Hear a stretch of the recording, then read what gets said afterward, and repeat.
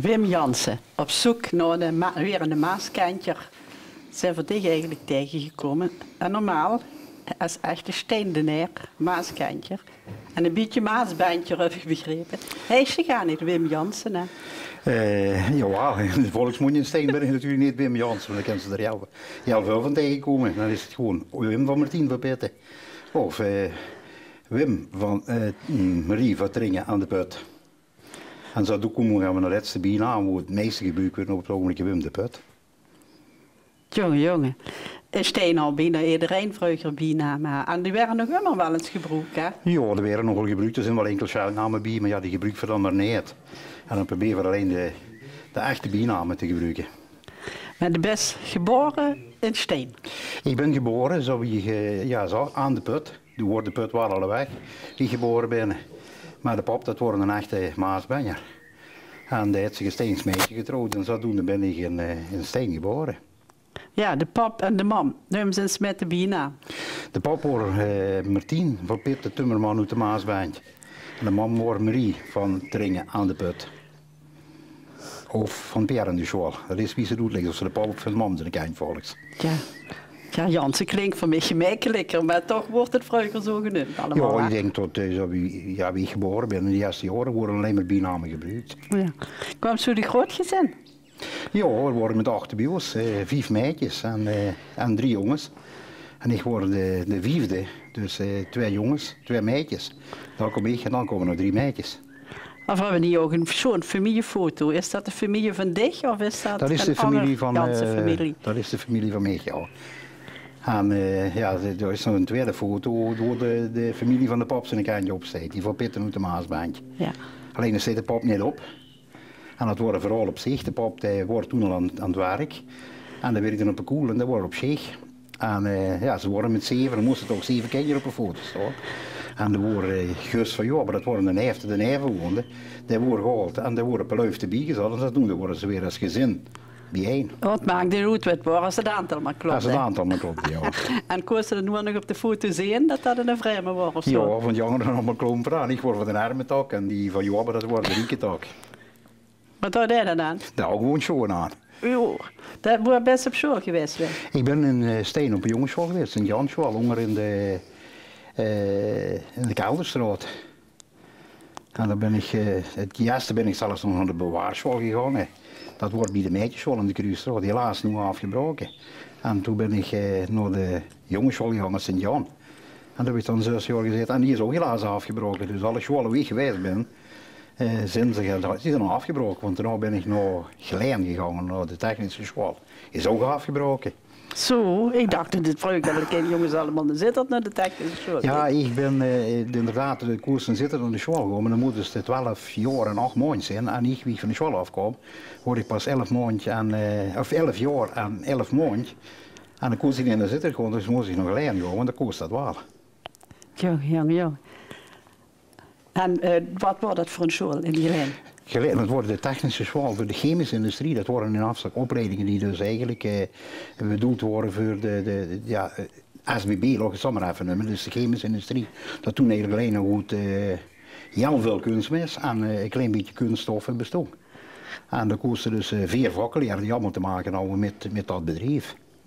En daar best ook later gaan werken. En dan ben ik inderdaad, dat wordt 2 jaar daagschool. En de 3e jaar ging ze dan naar de ovenschool en dan gingen ze in het bedrijf al werken. En toen ben ik dus inderdaad op een SBB gaan werken in een instrumentatieafdeling. Wie oud was het toen? Wie ging werken? De eerste dag ik werken ging, dat was, moet ik even altijd tellen, 1 september 1961. En ik word 2 september word ik 15 jaar. Dus ik ging de dag wie ik werken ging. Wist ik dat ik nog 50 jaar moest gaan als de pensioenregeling bleef wie ze toen was. Alsjeblieft. En toen heb ze dus een aantal jaren toen gewerkt en toen ben ze naar Stegen gekomen. En in dezelfde tijd wie ik van werk veranderd ben, toen ben ik steeds meidje. En dan gaan we weer met bijnamen werken natuurlijk. Agnes van Pie van Geren of van Agnes van Griet van Pierre de Bosman tegengekomen. En dan ben ik in 68 met getrouwd. Zo. En heb je ook kinderen gekregen? En we hebben ook, zoals je zeggen, een koninklijk gezin gehad en een jong en een meisje. Zo. Rijke Svens. Ja. Ondanks de klompen vroeger, toch Ja, goed gelukt. Hou de klompen geen invloed op, dat kunnen ook zomaar klompen. Hè. Ja, daar ben ik niet bij geweest.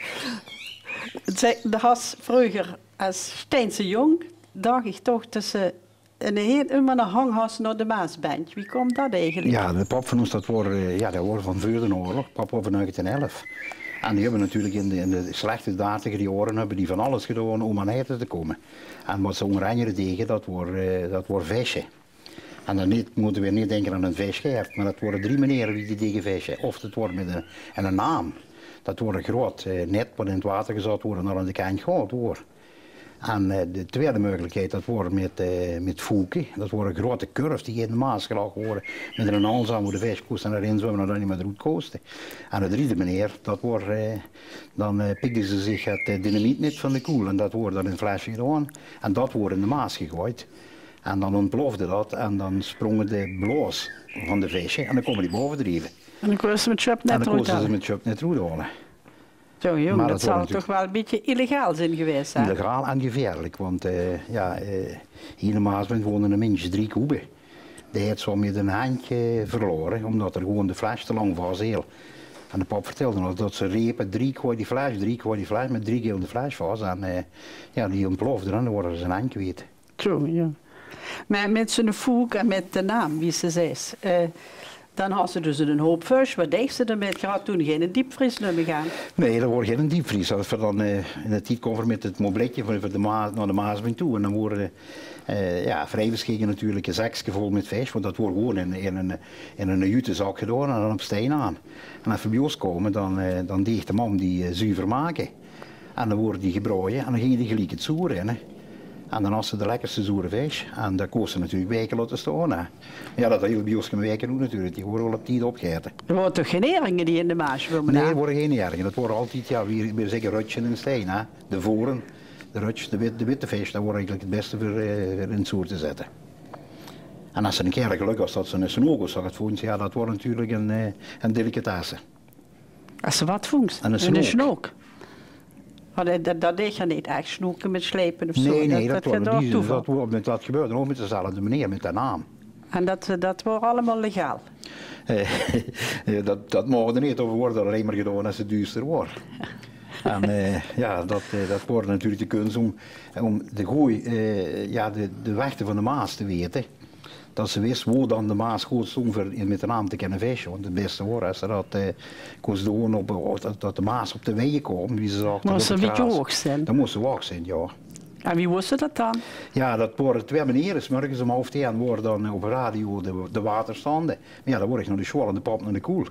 Dus als ik van de schwal kom in geleiden, dan het fietsje op een Maas aan. En dan kom ik hier aan de krub, kom ik kijken hoe de Maas doen.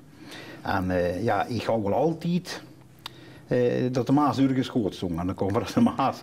En dan zag de pap, maar ja, Wim zei, de Maas deed toch niet goed? Ja, papi, ik aan de Maas, waar stond de Maas wel? Dat is vlot gevallen. Het was maar aan die Maas te komen. Hè. En dat is immer gebleven eigenlijk. Ja, dat hier in de Maasbandje, dat is eigenlijk een klein gemeenschap. Een gans apart van steen af, hè? Ja, maar dat heeft ook te maken met, de Maasband heeft natuurlijk lang heen en weer gezworven tussen een aantal heerlijkheden, wie ze die toen noemden. En het is een tijdje bij Luid geweest, dan weer bij Steen geweest, dan werden het weer bij Vught. En ze is er altijd heen en weer geschoven. En aan de noordrandje is natuurlijk het kanaal geboet. En daar lag het toch eigenlijk fysiek ook gescheiden van Steen. Dat was geen televisie in de tijd, dat was wat dat betreft niet veel. Wat deden jullie zo als ze niet aan het werk waren? Ja, ik denk het vroeg duurster wordt, dan gingen de lui natuurlijk ook vroeg naar bed. En wat ik dan ongelukkig werd, dat toch toen de radio een belangrijk ding was. Want ik werd de pap dat ik genoeg vertellen, dat ze naar de radio luisterden en de voetbalwedstrijd van Nederland tegen België. Maar ook de Zesdaagse van Antwerpen en de Zesdaagse van Amsterdam, dat ze die op radio kosten volgen. Dat wordt het enige wat ze eigenlijk houden. En moeders willen zwet of zo? Ja. Een hoorspel, weet ik veel. Ja, ik heb van die dingen. Ja, en er wordt natuurlijk ook iedere roes aan een radio. Ja. En ik weet dat de pap me dat vertelde, dat ze inderdaad in de café, in de tijd, naar de radio komen luisteren. Ja, dat café houdt dus eigenlijk wel een heel belangrijke functie hier. Ja, dat houdt hier normaal sowieso een dubbelfunctie eigenlijk. Het wordt het gemeenschapshuis van het dorp. Maar daarneven, dat wordt beheerd meestal door dezelfde persoon die ook het veer, in de Maas lag, wat de België overzat naar het België. En dan hing er een bel aan de Maas en dan wordt gebeld en dan de kastelein, dat wordt ook de veerman en die zat aan de lui over. En dat wordt niet alleen voor gewoon te werken of zo, gaat naar het België op, maar voor dat Wat er wel, zeg het stelkens. Geen natuur. Die wordt veel gebruikt voor te smokkelen. De Maasband worden in het begin 1900 ook en smokkelaars door het dorp. En daarbij wordt het op dat moment op het België natuurlijk een drank, stukken goedkoper als op het alles. En dan gingen zich die jongens in een steens gaan drinken, maar dan gingen de Maas over en dan gingen ze aan de andere kant drinken. Dan hadden ze er twee voor dezelfde centen. Aha.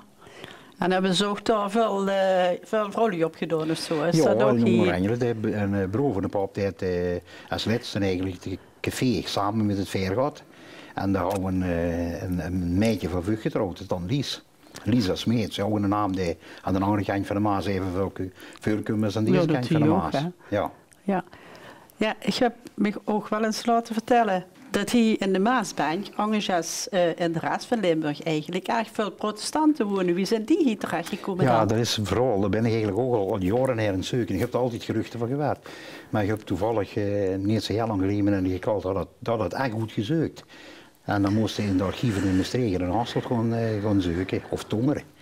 En wat bleek nu in het kasteeljaar van Luid, die had eigenlijk de macht en de zeggenschap over de scheepvaart in de Maas. En dat wordt een Hollander, dus die komen van het noorden uit en dat wordt een protestant. En daar houden natuurlijk ook zijn knechten, dat worden ook protestanten. En die heeft in die tijd worden, dat kan ik over 1700 of zo gaat, er wordt een eiland in de Maas. En we nu de Maas vind ik. En daar heeft hij toen gehuisvest. En zodoende zijn eigenlijk de protestanten in de Maasband gekomen. We worden nu nog altijd van in de Maasband wonen. Maar doordat de Maas anders is gelopen, is het geen ene meer. En is het gewoon, Ja, dat is ongeveer een schiereiland. Ja. Ja. En ging dat vroeger goed dan met protestant en katholiek? Want dat wrong nogal eens, heb ik trouwens het idee. Maar hier in de Maasband niet? Hier in de Maasband heb ik er zelf nooit van gehoord. Ik heb ook eigenlijk de pap nooit van hem willen vertellen dat dat wrong. En ik denk dat ze er nog altijd heel goed mee omgegaan zijn. Ja. En houden ze hier nog andere hobby's? Duifjes of zo? Ja, hobby's houden ze natuurlijk ook. Het wordt een echt doeve dorp. Want ik ben al eens een stukje geweest naar Janse Maasband. Ja, hoe functie in de rug gaat van de ouders of grootouders terug. En dan ga je naar de klantknipsels toe en dan vind je alleen maar doevoetsleeg. En dat is Janse Maasband, ja, dan worden er toen misschien wel 4 Janse families die allemaal doeven houden. En dat wordt wel de belangrijkste hobby wat we hier houden. En met die duifjes, als de check of de blauwe binnen wordt, dan moest natuurlijk een rennen met de doevenklok. Of deed de pap dat zelf? In de eerste jaren wordt natuurlijk niet bij iedere doevenmelker een klok. Daar wordt één in de straat een klok houden. Dan moest inderdaad de ringsjes, wat ze nu weten, die moesten van de doeven afgelopen werden. En dan moest weer naar de klok gerend werden. Nou, naar de eindje had toch gewoon voor iedere doevenmelker een klok. Maar wat wordt toen om te controleren of het ook wel rechtmatig wordt, houdt die doef 2 ringsjes om. 1 om de rechterpoot en 1 om de linkerpoot. En van de eerste doef moest altijd een controle gedraaid worden. En wat wil dat zeggen? Dat tweede ringsje dat moest dan naar de buren gebracht, de koers bij zijn de doevenmelker. En dan moest bij die in de klok gedraaid worden. En dat wordt dan de controle eigenlijk op of niet gevoedeld wordt. Ja. Ik neem maar eens toe helder kon slopen als de pap. Mocht zich ook wel eens een keer naar de café brengen dan? Dat lopen naar de doeven, dat wordt altijd het voor mij. En wie gaan ouder wordt, ja, dan ging ik met de doevenklok. Ja, en dat heb ik denk met die oude doevenliefhebbers wie Christus Smeet en de Bartel en Geurt de Bres en zo aan de tafel gezeten. En dan inderdaad moesten dat ook allemaal, de klokken moesten geopend worden en die moesten de lijsten van gemaakt worden. Ja, dan worden wel een paar uren zoals tussen die doevenmelkers in, ja. En moest ik dan liefst gemaakt? Ja, ik heb lang met Jantje gewassen. Ja, steeds achter ze. En dan komt weer een bijnaam Jantje van de Barra. Ja, de lijsten geschreven. En nog de eindje, de pap van ons is toen de lijsten genoeg tellen, want die moesten die tieren en die afstanden moesten uitgeteld worden tot een snelheid en zoveel meter per seconde. En dat wordt nogal tamelijk het werk, ja. En zo zat ik 2, 3 dagen achtereen te rekenen en te tellen. Ja, dus toen wist precies wie er voor het hemelsbreed is van hier naar Barcelona of naar Dax of zo? Die wist ik toen ongeveer allemaal uit de kop, ja. Nee. Wie oud was ze toen? Wie de pap voor een tweede keer met de doen, was 14 jaar. Oh ja, dat ging nogal, hè. Maar dan gaan ze nog net te weinig over de zondecenten in het café. Ja, dan hoef ik, als ik met de klok moest gaan, dan hoef ik de pap natuurlijk wel het extra zondecenten met voor me te drinken. Ah, oh, die andere doevenmakers die trakteerden niet. Oh, die trakteerden ook wel eens, maar ja, dat kostte niet meer op gokken. Als die een slecht gedraaid houden, dan houden die natuurlijk minder zin erin te geven. Ja. En de bieren natuurlijk worden ze altijd, wat voor de Joodse vrouwen. Dat feestje wordt natuurlijk een hobby, maar dat wordt ook meer, zeg je nog, een stukje noodzaak. Een noodzaak.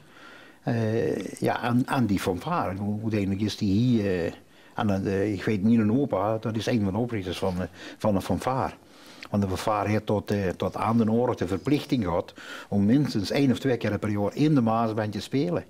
Oh, is dat nu over? Dat is nu over. Ik heb ze nooit met de Maasband zien spelen. De laatste keer wie ze gespeeld hebben is volgens mij geweest wie ze in de 70er jaren de weg opnieuw gemaakt hebben in de Maasband. Jongen. Gewoon eens een sprong met gemaakt. Het ging eens weer met vertellen over hoe ze de centjes verdiend hebben. Dat hebben ze nu nog maar alleen uitgegeven. Ik heb 4 jaar mijn opleiding op DSM gehad. 3 jaar opleiding en 1 jaar heb ik in bedrijf gewerkt. En toen ben ik een keer met voetballen Tjeu Dassen tegen het lief gelopen. En toen ben ik inderdaad bij hem gaan werken. De firma Dassen in elektrotechniek. En daar heb ik 15,5 jaar gewerkt.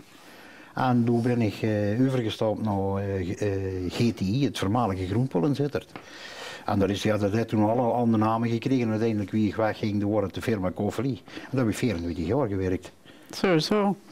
En toen meende ik dat ik was moet werken. En toen ben ik nog 5 jaar wethouder geweest. Toen ging ze de politiek in? Ik zat in de politiek en ik kreeg toen de kans inderdaad om wethouder te worden. Daar heb ik lang over moeten nadenken. Omdat ik eigenlijk gestopt was met werken en niet meer de bedoeling was om nog te doen. Maar ja, dat kriebelde toch weer ergens en daar heb ik inderdaad nog 4,5 jaar heb ik nog gefunctioneerd als wethouder. Ik neem aan dat ze dan niet met alleen ambachtsschool wethouder is geworden, dat ze nog wel het een en ander tussenbij geleerd hebben. Ja, ik heb in de jaren dat ik werkte inderdaad nogal gaat s'avonds in de schoolbankje gezeten. Uiteindelijk heb ik de laatste opleiding die gedaan, dat was een HBO-plus opleiding bedrijfskunde. En dat heeft me toch wel veel geholpen ook bij mijn wethouderschap. Dat neem ik aan, ja. Wat is het schoonste wat zich kan herinneren van die wethouderschap? Ja, het schoonste. Een van de schoon dingen is altijd geweest dat ik in het begin niet was wethouder van Financiën in Oranje. En in Steen is of beter gezegd in Heilsen, is een mas omgevallen, een hoogspanningsmas. Ja. En daar houdt de gemeente Steen en een claim liggen bij de eigenaar van de hoogspanningsmas, Essant. En ik moest dat dikker her omdat ik dat voor aandeelhouder worden. En er wordt mij in Gouwlands gezegd van ja, zo is dan eens met een van die directeuren overkallen. En de juristen zeggen altijd, Wim, laat het te mogen, dat mogen ze niet verzwaren, dat moet ze in een proces gaan gaan. Maar ja, echt ik ben er verpittig. Ik kan dat toch niet nalaten. En inderdaad, nog een gesprek wat ik gehad heb toen met de voorzitter van de Raad van Bestuur, Warone Limburger. En een half jaar later houdt de gemeente Steen de centrum op bank staan. En dat vond ik zelf wel een geweldige overwinning natuurlijk. Dat de schep moest zo groot op kind zijn. Dat hebben ze wel nog de brandje in het winkelcentrum metgemaakt. Ja, dat is misschien wel voor de Steense gemeenschap natuurlijk het ergste wat eens gebeurd is. Als er dan s'nachts wakker schrikt van loeiende sirenen steeds op en dan kiest dan inderdaad het telefoontje van de burgemeester van het winkelcentrum zijn een brand. Ja, dan zakte ik eigenlijk echt wel alles onder de schoon weg. Ja, ja en finaal weg. Ja, echt finaal. Dat wordt, en als er dan om zo'n brandend winkelcentrum is toch, ja, de winkeliers lopen die op dat moment alles wat ze houden en heel hebben en houden.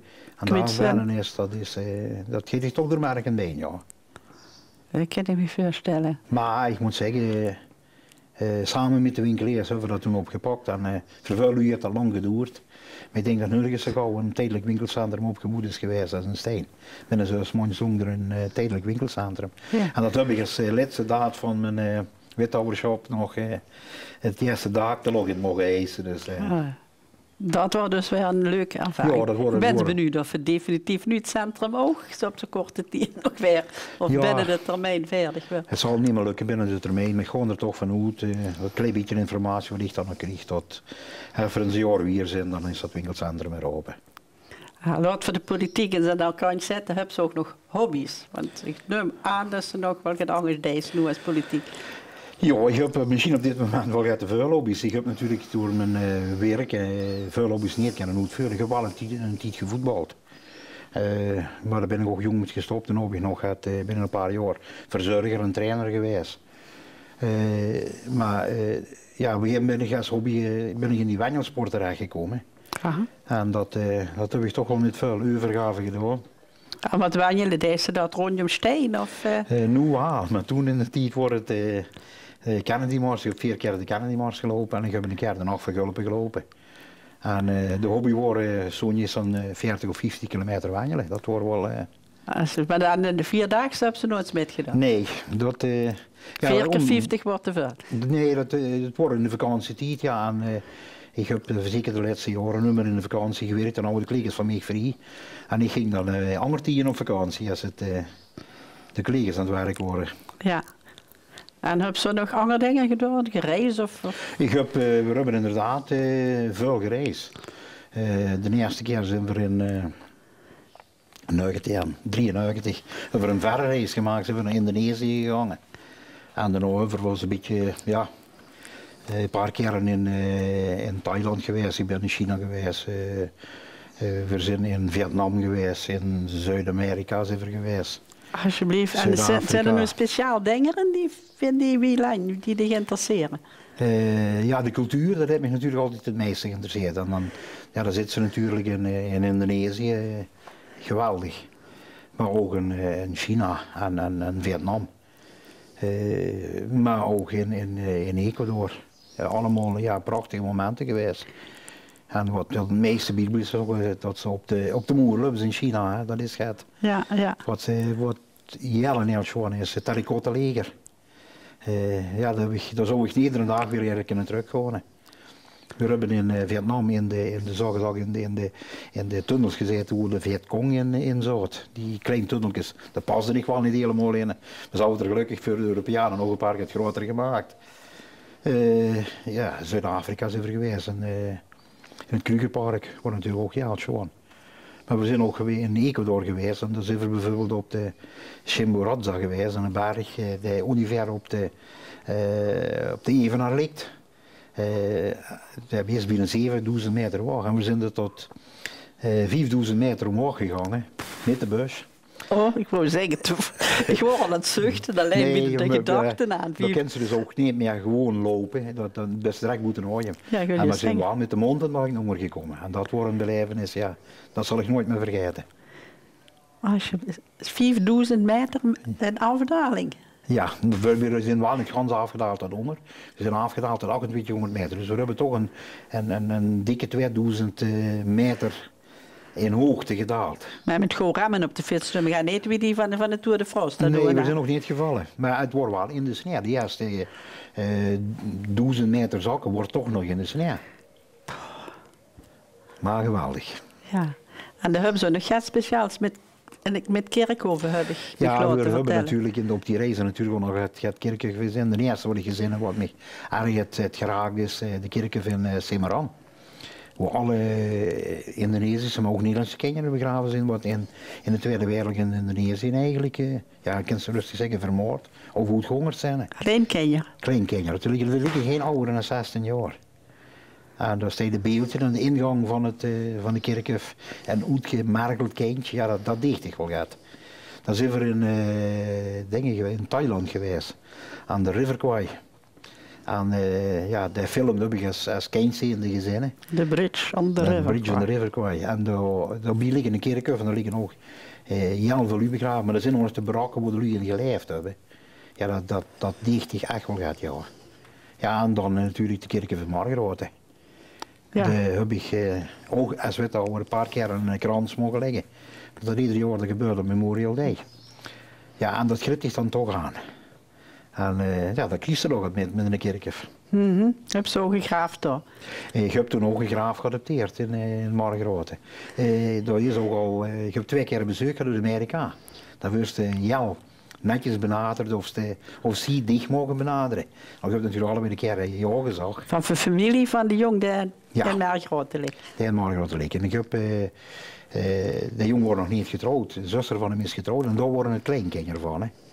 En ja, dat eerste. En de tweede keer zijn dan eigenlijk kinderen van een zuster van hem daar geweest. Ja, dat is gewoon geweldig. En die lui waarderen dat zo, die kunnen zich dat ook niet voorstellen dat die in Nederland, die graven, geadopteerd werden door de lui en zo goed onderhouden werden. Prachtig. Ja, die in Steen hebben we ook zo'n graven. Hè? Ja, en ja, ik ben, nadat ik gestopt ben, ben ik in het bestuur van de archeologiestichting gegaan. Er zit ook een stuk heemkunde in. Hè. En we doen ook aan het beheer van de kasteelruïne. En we hebben weer een nieuw bouwgoed gegeven, een paar jaar geleden. En daar zitten natuurlijk ook de laatste bewoners in, en die liggen op een kerkhof. Maar ja, de kerkhof die was aan zijn laatste jaren bezig, want er moest 20 jaar na de laatste begrafenis werd het eigenlijk op. Dus in 1992 wordt de laatste begraven. Dus 2012 wordt het eigenlijk afgelopen met de kerkhof. En we hebben toen een stichting gemeend, omdat toch een cultureel erfgoed van Steen wordt. En we hebben het plan opgevat om de kerkhof op te knappen. De oude kerkhof of de kerkhof van de paters? De kerkhof van de paters. Van de paters. En ja, we hebben toch nog het geld kunnen loswijken. En met heel veel vrijwilligershoeren hebben we dat opgeknapt. Ja, dat ligt er nu gewoon bij. En ja, ook nog is er weer heel veel dank van u die er komen kijken. En zeker van de paters en zusters die nog leven. Die zijn al een paar keer op bezoek geweest. En die hebben ons uiteraard ook goed vergesponsord ook, ja. En dat deze ook nog gaat voor natuur en cultuur? Ja, ik ben een tijdje bestuurslid geweest bij DVA, maar op een gegeven moment wordt het ook te vuil. Ik word te vuil bezig, beter gezegd eigenlijk nemen bij ons. En ik ben echt toch gestopt met bestuurslid, maar ik ben wel de avondwandelingen blijven doen. We doen iedere zomer een stuk of 5, 6 avondwandelingen en dan moest ze zien dat dat natuur en cultuur in één is. En ja, we hebben een paar maanden geleden in de Maaswijk nog een avondwandeling gehouden. Ja, dan komen zo'n 70 lui naar een avondwandeling. Ja, dat is geweldig. Ik heb ze zo vooral kwijt over de Maasbaan, ja, en over de Maas. Maar ik ken ook, ja, de IVN'ers kennen ook een vooral kwijt over de bloemkes en over de bever en over de oeverzwalen en noem het maar allemaal op. En dat gebeurt dan ook? Ja. Ja. Ja, daar krijgen we ook altijd heel goede reacties op. En, we zijn begonnen met de eerste wandeling een jaar of 3 geleden. Met 12 maanden, ja, nu de laatste wandeling, die vrouw wordt er het 70 dus. Alsjeblieft. En als groep cliëntenraad, wat zei ze dan? Ja, wat zei ze dan? Wat is het eigenlijk, een cliëntenraad? Vertel me dat eens. Een jaar of 4 geleden is het er ook niet, maar er kwam Pierre Kedrees. Wim zei er, ik heb eigenlijk een baantje voor dich. Ik zeg, Pierre, vertel eens. Ja, alsjeblieft. Ik ben voorzitter van de cliëntenraad, maar ik ben al in de 80 en ik ben eigenlijk een zoeken naar een opvolger. Wordt dat niks voor dich? Ik zeg, ja Pierre, hoeveel tijd ga je daar inzetten? Was het Pierre? En een halve dag in de maand, zei er dan, dat gaat wel. Dus ik heb dat ook gedaan, waarom ook? Ik heb toch ook met, ja, er zijn nog een bekenden in de motor, van Ludie is te kent. En ja, er zijn nog natuurlijk Ludie die niet meer zelfstandig genoeg zijn om ook voor hun eigen op te komen. En dan is een cliëntenraad eigenlijk, neemt die taken over om toch te kijken dat datgene wat een zorg gebeurt naar die lui toe, dat dat ook gebeurt ja, voor de cliënten en dat het ook goed gebeurt voor de cliënten. En ja, Pierre zei er nog heel gauw als voorzitter en word ik dan als voorzitter gebombardeerd. En dan kom ik ook in de centrale cliëntenraad terecht. En wat is dat, de centrale? Dat is dan van alle neugenhoezen die met figuranten zitten. En er is Steen, Beek en Geleen. Er zitten ook Eilsgebieden, er zitten Armen bij. En ja, daar word ik een half jaar en toen zei door de voorzitter en de vicevoorzitter uit. Ja. En dan hebben ze mij dan gevraagd om dat waar te nemen. En ja, dat vroeg nogal tamelijk veel tijd. Ja. Is uiteraard wel ook dankbaar werk, want uiteindelijk deed het voor voor de ouderen. En we zullen hopelijk ook een keer ouder worden. En de hoop staat dan nog heen, maar het verdicht zal op. Ja, ik heb toch ook wel eens bezig gezien met foto's. En vragen over foto's, vertellen over foto's, diapresentatie.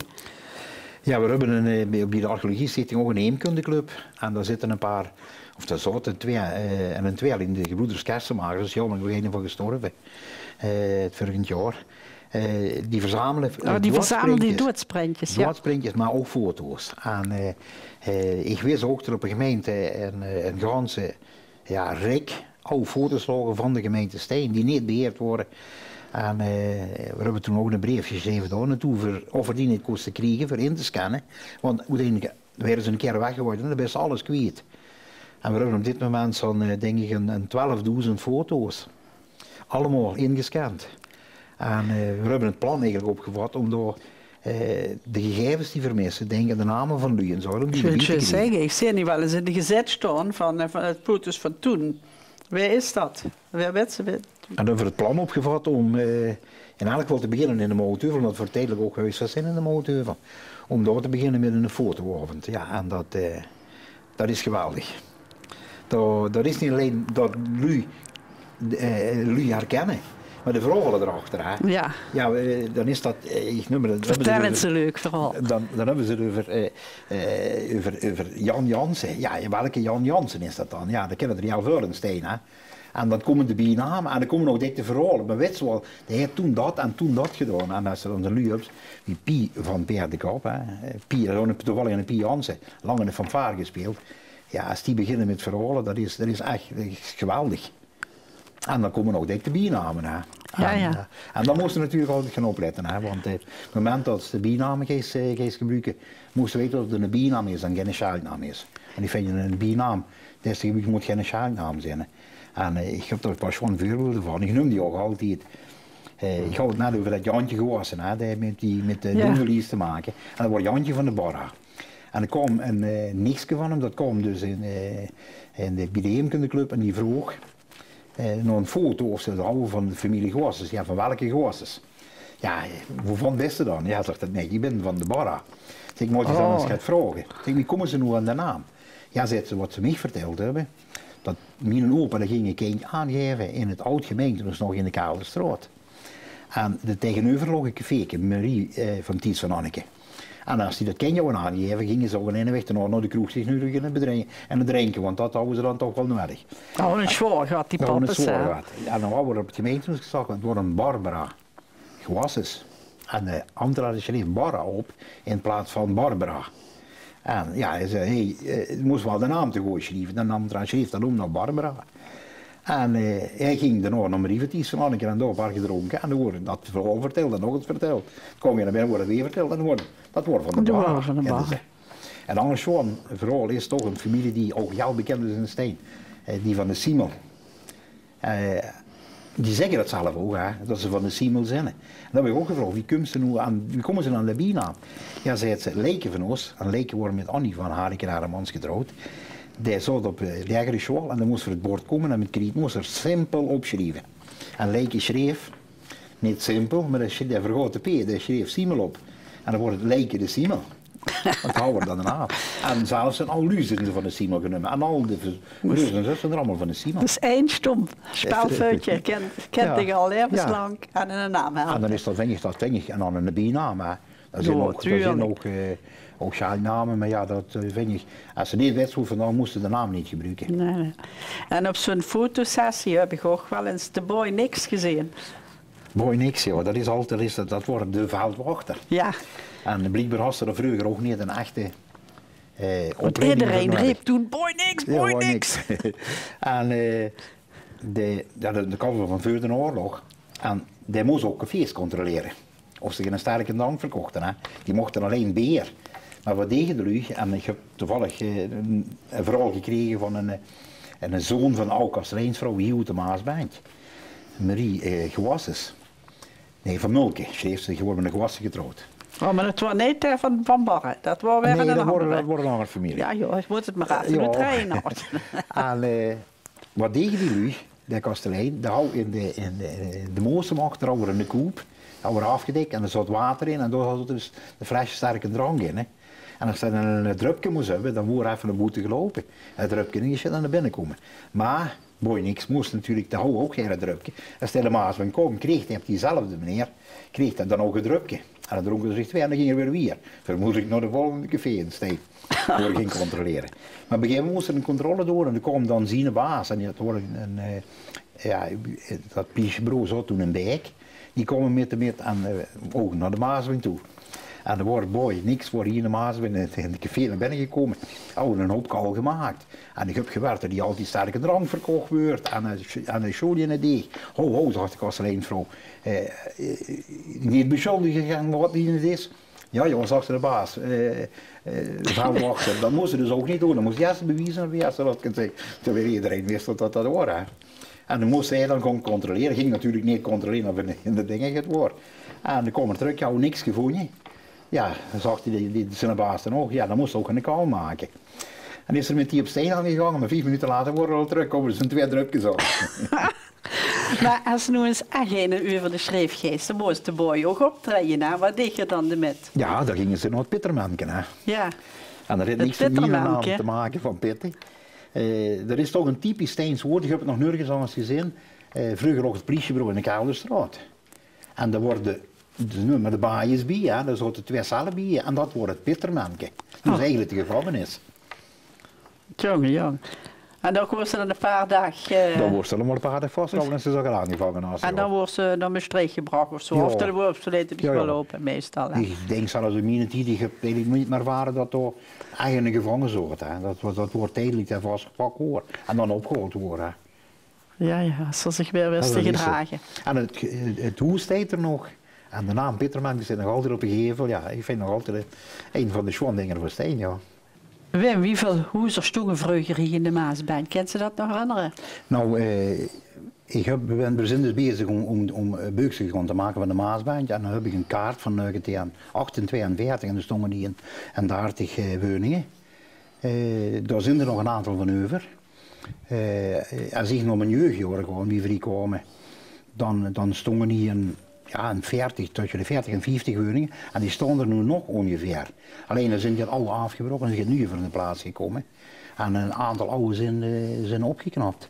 Om er hoe hier zitten. En hoe hier zitten is toch nog over de 1800, 1900, zo nog hebben ze over te vertellen. Dat is een hoes van 1700, voor 1700 geboet.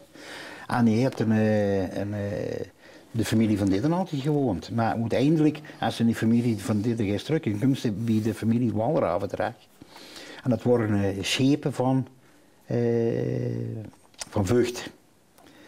En dat is in 1800 zoveel, 1700, moesten we niet de juiste jaartal nemen, dat weet ik zo niet, 1, 2, 3, maar in 1700 is hij Oranje overvallen door de bokkeriers. Dat is een heel bekend verhaal in alles rondom de bokkeriers. Dat waren toen lui van, die komen uit de oostelijke mijnstreken, dat is toen hier overvallen. Die houden niet het handlangers zitten. En toen is, dat is hier alles leeggehaald worden. En, want die wisten natuurlijk, het worden een schepen en werd ouder. Dat hebben we nog uitgehaald. Wie bedoelt ze leeggehaald? Zo'n soort razzia of zo? Ja, die hebben alles eruit gehaald wat weer er nou. Die gingen niet eigenlijk... niet te lui, maar wat te lui houden. Alles wat lui houden. En als ze te lui te zeggen zaten, dan worden ze ook niet de menselijk om lui vakantje maken. In die tijd. Nee, want die bokkeriers, die hongen de lui ook op, hè? Ja. Niet... En uiteraard zijn nog heel veel bokkeriers opgehangen worden, hè. Want als ze eigen te pakken houden, die worden echt gemarteld tot die gingen toegeven dat ze bokkerier geweest waren wat ze gedaan hadden. En dit huis is inderdaad toen weer gegaan in die familie van Didden. En een jaar of 15 geleden stond dit huis op nummer 1 van de monumentenlijst voor subsidie. En de eigenaar die nu hier woont, die heeft toen plaats 1 afgestangen voor de kerk in Steen. En dankzij dat, wat hij toen gedaan heeft, de Kirkenstein, 700.000, even denken, gulden gekregen om de kerk op te knappen. Wat bedoelt ze met plaats 1? Op de monumentenlijst? Ja, op de monumentenlijst doen een lijst en van bovenaan hebben ze dan rechten. En dat had je al maar één steen weg op subsidie en dat was eigenlijk dit huis, dat had vroeger wel een ravenhuis. En toen werd de Jeu van Dille toen dat met een vlek met de gemeente afgestangen en hij is toch een keer in de plaats gekomen. En er werd toch weer een schoon opgeknapte kerk overgehouden. Hè. Ja, en ook een schoon opgeknapt huis. Ja, want zo'n binnenpleitje zou ik wel willen hebben. Ik zeg je, want dat is het schoonste huis wat aan de Maas ligt. Ja. Want als er op de niek gestaan voor het huis is een klein zitje en als ze daar zo gaan zitten met een koud fles bier, dan denk je dat is die heel lang deels. Ja. Ja, hier zou ik gedacht wel hoe het houdt, zelfs zo'n beer. Ja. Schoon boete zitten, en dan is het het graagste meer. Ja. Schoon, ja. Wim, ik vind het een heel mooi verhaal. Ik kost nog een uur met die doorgaan. Maar ik vond dit eigenlijk best een mooie afsluiting. Mag ik je hiervoor bedanken? Graag gedaan.